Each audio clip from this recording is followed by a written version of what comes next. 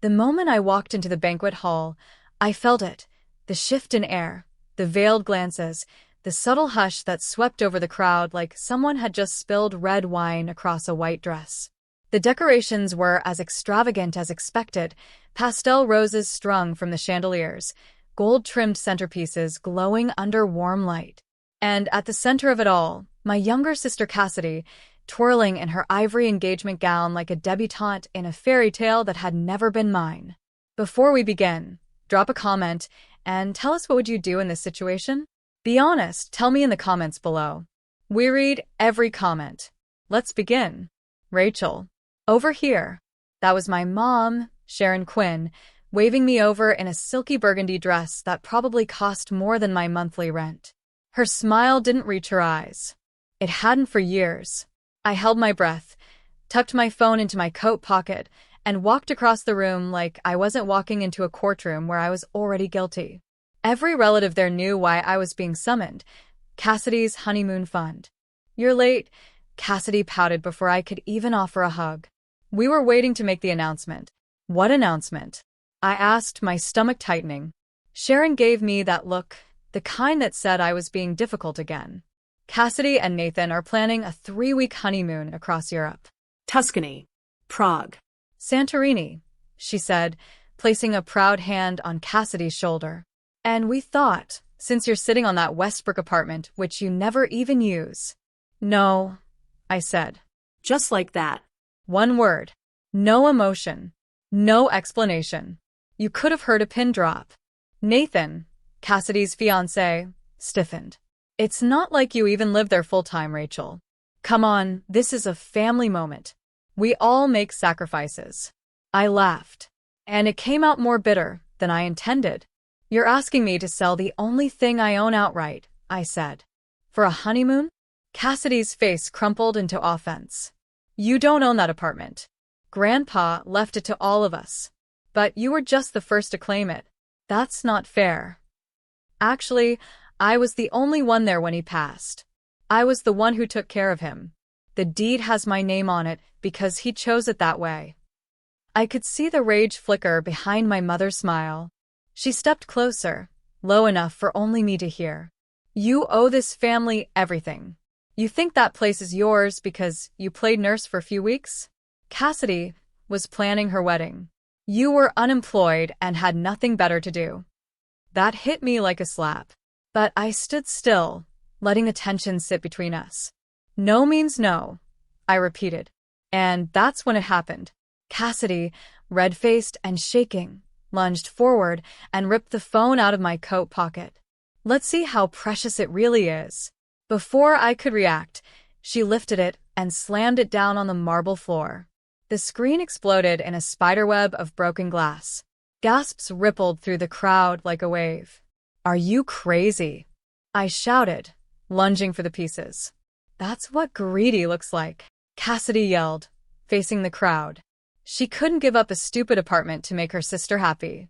She always hoards everything Grandpa gave her. The shame I was supposed to feel never came. Instead, I stood up slowly, brushing the glass from my fingers. I looked at each of them, my sister, my mother, even my spineless uncles and cousins who were now quietly nodding along like they weren't complicit. I smiled. You want to talk about greedy? I said quietly, but the room had fallen silent. You want to know what I really did with that apartment? A few heads turned. They think I'm just hoarding real estate, I said, my voice steady. But they don't know. I already took something they'll never get back. My mother's lips curled. What the hell are you talking about? I turned and started walking toward the exit. You'll find out. I didn't cry when I got outside. Not even when I sat in my car, hands shaking over the shattered phone still clutched in my coat pocket. I just stared through the windshield at the banquet hall behind me, lights glowing soft and warm like nothing awful had just happened inside. Let them dance. Let them toast. Let them laugh and whisper and call me names behind champagne flutes. Because none of them knew the truth. That apartment, Unit 1203 in the Westbrook Towers, was never about granite countertops or skyline views. It was the last thread of dignity left to my name after my family spent years gaslighting me into believing I owed them everything. After Grandpa died, they tried to snatch the keys before the body was cold. But I was there, holding his hand, cleaning the bedpans, administering morphine, and most importantly, sitting beside him the day he told me the truth. "I know what they'll try to do when I'm gone," he'd said. "Your mother, your sister, they were always after what they didn't earn. But not you. You stayed. You listened. You helped me write it all down." And we did. In a folder buried inside the apartment safe was something no one in my family knew existed. A recorded video will, signed, witnessed, notarized, where Grandpa explained exactly why the apartment and several other small properties were in my name. Because for years, he had let my mother and Cassidy believe he'd leave everything to them. And they bought into the illusion. Meanwhile, I helped him restructure his assets, open trusts, and secure an LLC that was now quietly funneling rent from 5 different tenants into a growing private account, my account. Cassidy thought I owned 1 apartment. She didn't know I owned 6. And now that they'd publicly humiliated me, smashed my phone in front of dozens of witnesses, shamed me at their engagement party, and screamed about what I owed them, well, let's just say that was the final nail in the coffin. I wasn't just going to protect what was mine. I was going to take back everything they'd stolen from me since I was a kid, the respect, the freedom, the autonomy, and I was going to do it while smiling right in their faces. But first, I needed help. I pulled into the underground parking lot of the Westbrook Towers and took the elevator to the 12th floor. The security guard, Tom, greeted me with his usual nod. "Evening, Miss Quinn. Your sister was here last week asking for access." "I figured she'd try," I said flatly. "Don't worry. She won't get far." I walked straight into the apartment, my sanctuary, and flicked on the lights. It still smelled like Grandpa's old pipe tobacco. The view of the city stretched wide across the windows, glittering in silent witness to everything I was about to do. I pulled the folder out of the safe. The will. The LLC documents. The property deeds. The rent income statements. And the list. A handwritten inventory Grandpa had made of every favor I'd ever done for the family, from cleaning the garage when I was 12, to paying Cassidy's college registration fees when Mom forgot, to babysitting my cousin's kids every weekend for 2 years without a thank you. He'd written, "She never asked for a dime. She just showed up. That's what real family looks like." I stared at those words for a long time. Then I opened my laptop and made a call. "Hey. It's Rachel. I'm ready. Let's file the lawsuit." The morning after the engagement party, Cassidy's face was on every cousin's social media story, posing with balloons, hugging guests, toasting with champagne, acting like she hadn't publicly humiliated her own sister over a honeymoon budget. I didn't respond to any of it. Instead, I sat with my attorney, Elijah Brooks, a quiet, brilliant man with a memory like a vault and a spine made of steel. I met him through Grandpa. He'd once helped Grandpa win a property dispute against the city itself. Now, he was helping me deal with the snakes wearing my last name. "You're sure you want to do this?" Elijah asked, flipping through the signed video will, the trust documentation, and the email chains Cassidy accidentally forwarded to me months ago, emails where she discussed how she'd take back the apartment with Mom's help. "This is going to blow things up." "I'm not just doing this for me," I replied. "I'm doing it because they think destroying someone's phone in public is acceptable behavior. Because they think screaming, 'You owe us,' is a valid financial strategy. Because they think love is transactional, and I'm done paying their price." He nodded and slid the final document toward me.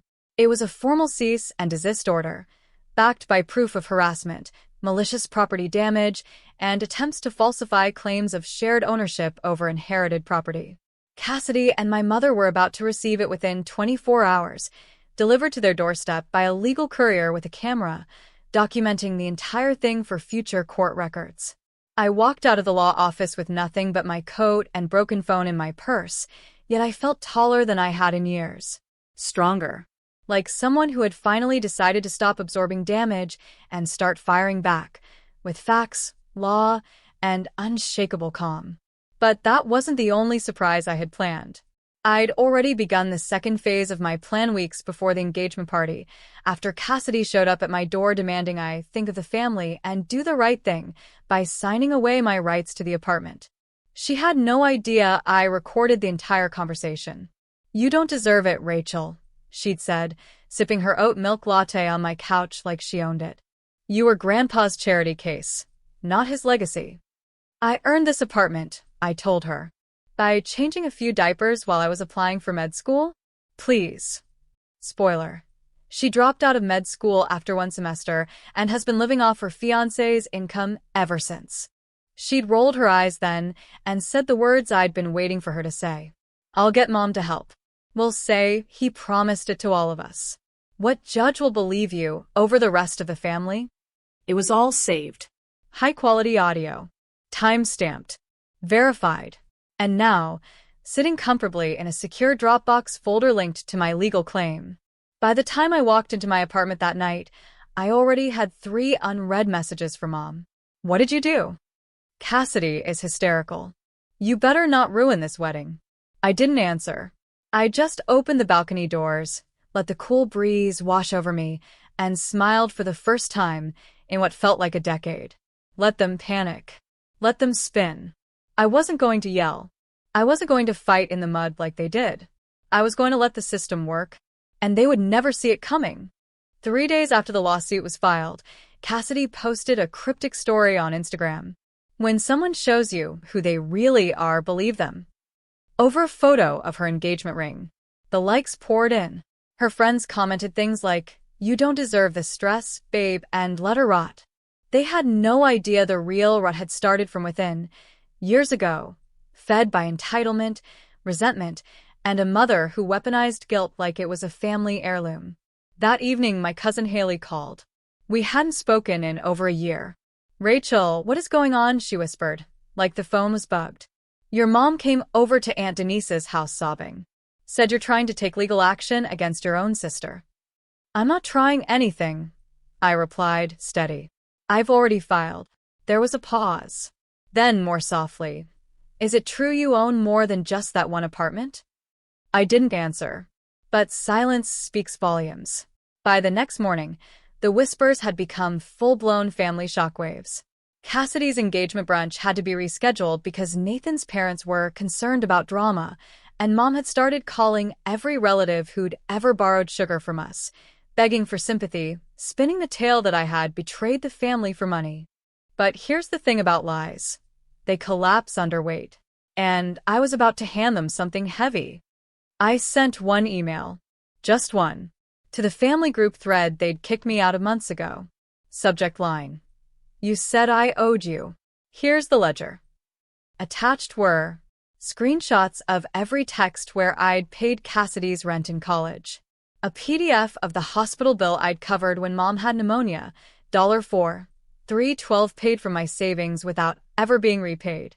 Voice memos of their insults, threats, and one particularly damning moment when Mom told me, "You'll always be the backup girl, Rachel. We love you, but Cassidy is the one we're proud of." At the bottom of the email was a single line: "I'm not seeking repayment. I'm just done being your emotional aiding." 10 minutes later, my phone buzzed. A message from Nathan. I had no idea. "I'm so sorry. This is beyond messed up." Then another from my Aunt Denise. "Rachel, we were wrong. I was wrong. Let me take you to dinner. Please." And one from Cassidy. It was long, rambling, accusatory. Half a fake apology, half a desperate attempt to rewrite history. She ended it with, "You'll regret this when you realize you've ruined this family." I laughed. Not bitterly. Not cruelly. Just the quiet kind of laugh that bubbles up when you see clearly for the first time. Because what she didn't understand, what none of them did, was that this family had been broken long before me. I didn't ruin anything. I just stopped pretending. Cassidy's wedding was postponed indefinitely. No formal announcement.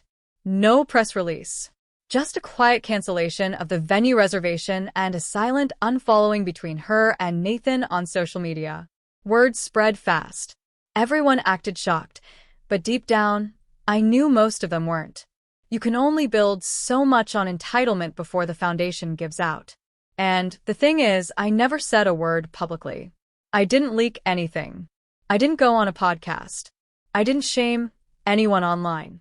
I didn't even respond when Cassidy wrote a public family statement blaming legal misunderstandings and emotional burnout. Because I didn't need to. My silence, backed by receipts, was louder than any scream they could conjure.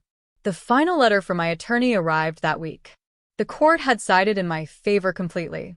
The will was validated. The deed was confirmed. And my family, especially my mother, was barred from entering any of the properties tied to Grandpa's trust without explicit written permission. They called it a win for justice. I called it freedom. 1 week later, I walked through the front door of the Westbrook apartment again, this time with someone new by my side, Darren. We'd met years ago during a temp contract at an architecture firm and somehow reconnected through Elijah's office.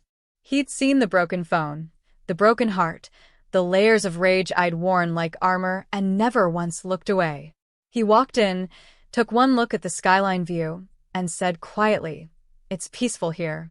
You'd never know a war was fought to keep it." I smiled. That's the point. We sat on the balcony with wine and takeout noodles, letting the wind tangle through our hair as the city buzzed below.